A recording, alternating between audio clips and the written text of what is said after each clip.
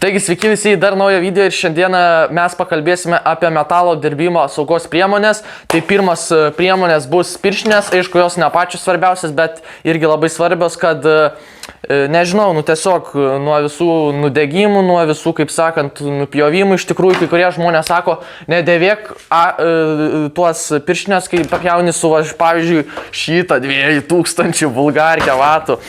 Sako, nenaudok bugalį įtrauk, žinai, nupjaus, aš tai nelabai tikiu.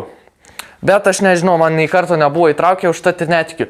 Tai dabar mums antras dalykas yra akiniai, labai svarbu akiniai, nes man iš tikrųjų buvo jau įskrydus žiežirbą, kai aš pjoviau su šitą mažąją bulgarkę, įskrydo žiežirbą į viršutinį voką ir reikėjo iki Kauno važiuoti, kad ištraukti. Ten sakė, jau rūdžių buvo pasidarę.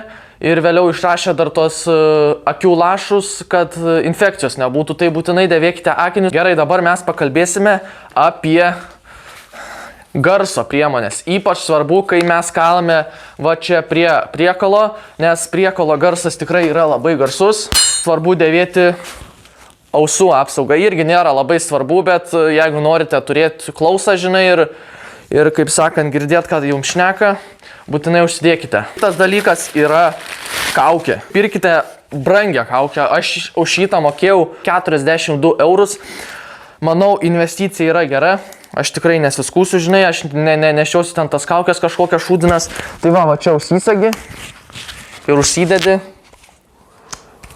Ir gali kvėpuoti. Man atrodo, net dujas jinai apsaugo. Aš tiksliai nežinau, aš kažkur ten buvo instrukcijas parašyta lygtais, kad dujas dar apsaugo. Tai būtinai ir kaukę užsidėkite, ir ausinę susidėkite, ir akinius susidėkite. Ypač kai pjaunate su metalu arba vyrinate. Kai kalate, užsidėkite bent jau ausines ir akinius, nes šlakas, va čia tas šlakas labai yra karštas ir tau gali į akį taip įskristi. Jisai kai kali, jisai atsimuša nuo metalo ir tau gali į akį įskristi. Na ir paskutinis, jeigu jūs nenorite pirkti nei akinių, nei jokių kaukių, jūs tiesiog norite pataupyti savo pinigėlius, aš jums rekomenduočiau iš Černobylio pasimti kaukę, nes aš buvau iki Černobylio nuvažiavęs ir man sakė, kaip testuoti, kad ar gerą kaukę. Aš pasiėmiau kažkokį ten, nežinau, kur pypsi, žinai, priliečiau, žinai, tvaro, žinai, sakau, tą paimsiu, žinai, kaukę, nes sako, nežinau, ten radiacija ten matuoja, ar gera kaukė, žinai, kuo daugiau radiacijos tą kaukę turi, tuo geresnė.